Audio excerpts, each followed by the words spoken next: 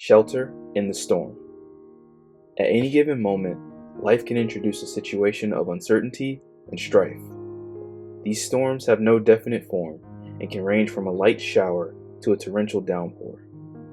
It becomes imperative that one finds shelter in the midst of the storm. Now, when I speak of shelter, I am not referring to a physical place of protection, as these storms are not actual weather events.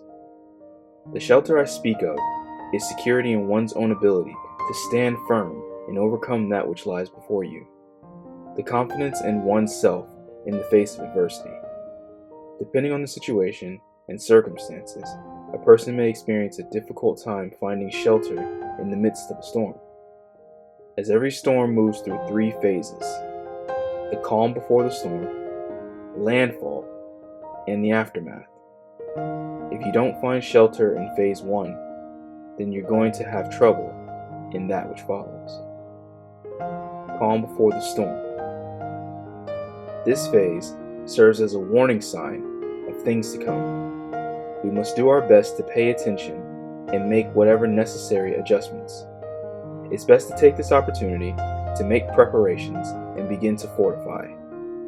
The condition of your shelter in phase 3 rests on your efforts in phase 1. In our lives, we are often faced with one challenge or another. Sometimes they spring up without warning, and we don't have a chance to brace ourselves. However, a lot of times we can see the hazard signs before we get into the problem. This is where we must start to fortify. Rationalize the situation and figure out the pros and cons. Do your best to keep a positive outlook and hope for the best. Next, introduce positive affirmations into the equation. Things like, "I can do this. Man, this is a lot, but I can make it through this." Finally, gather what resources you can. Things like support from family and friends, or community aid in the form of services and/or counseling. Through your actions in this phase, you are building confidence in yourself that you can hunker down in during the next phase. Landfall. Before long, the problem will enter your life and batter you with inconvenience and frustration. With howling winds of change and infrequent flashes of insecurity, the storm rages on. Through all the pressure and chaos, I find it helps to be still when you can, and when you can't, learn to go with the flow. When you are going through it, and the situation has you all over the place, take a moment and be still. Steady yourself and let the strength of your shelter bring you comfort and peace of mind. To fight chaos with chaos is a losing battle, but to fight chaos with order leads to balance. Balance is harmony, and harmony is victory. There will come a time where you will have to act and find a solution to your problem. I want to encourage you to go with the flow, which basically means trust in yourself. Our intuition is one of our best tools, and if you have faith in yourself and your ability to make the best choice in any given situation, then you are bound to meet success in one form or another. Aftermath.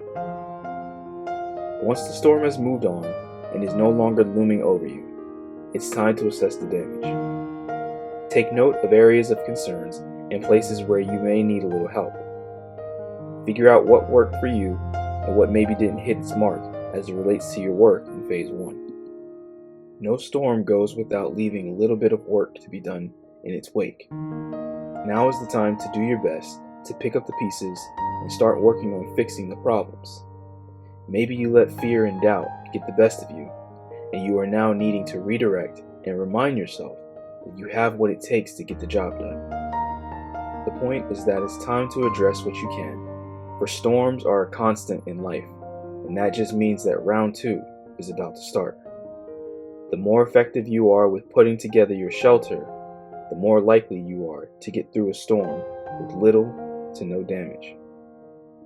So in closing, while we can't control how and why we go through these storms in our lives, we can, however, control the construction and fortitude of our shelters.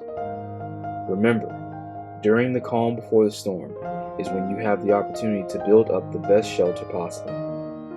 Once things get going and the storm has made landfall, remember to be still when appropriate and go with the flow when necessary. Finally, during the aftermath, assess the situation and regroup for the next storm. Never forget that you are enough to make it to the other side of whatever lies before you. The path may be difficult, but it is not impossible. Go forward and be blessed. You got this.